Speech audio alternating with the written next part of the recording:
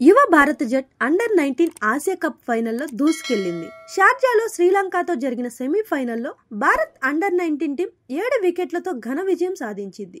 ఈ మ్యాచ్లో శ్రీలంక జట్ టాస్ గెలిచి బ్యాటింగ్ ఎంచుకుంది. అయితే భారత బౌలర్ల విజృంభణతో లంక 46.2 ఓవర్లతో 173 పరుగులకే చాప చుట్టేసింది. అనంతరం 174 పరుగుల టార్గెట్ను టీమిండియా అండర్-19 కుర్రాళ్లు కేవలం 21.4 ఓవర్లలోనే 3 వికెట్లు ఛేదించారు. 13 ఏళ్ల సంచలన టీనేజ్ ఓపెనర్ వైభవ్ సూర్యవంశీ శ్రీలంక బౌలర్లను ఊచకోత కోశాడు. సూర్యవంశీ 36 బంతుల్లోనే 67 పరుగులు చేయడం ఈ ఇన్నింగ్స్ లో హైలైట్. ఈ బీహార్ కుర్రోడి స్కోర్లో 6 4లు 5 6లు ఉన్నాయి. అంతేకాదు ఓవర్లో 31 పరుగులు బాదాడంటే అతడి దూకుడు ఎలా ఉందో అర్థం చేసుకోవచ్చు.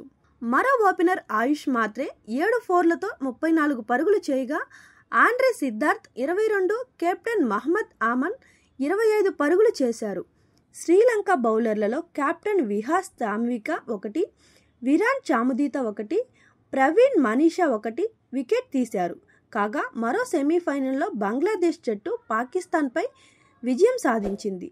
దుబాయ్ వేదికగా జరిగిన మ్యాచ్లో బంగ్లాదేశ్ అండర్-19 టీం 7 వికెట్ల తేడాతో పాక్ను చిత్తుగా ఓడించింది. ఈ ఆదివారం నాడు దుబాయ్లో జరిగే ఫైనల్లో భారత్ బంగ్లాదేశ్ తలపడనున్నాయి.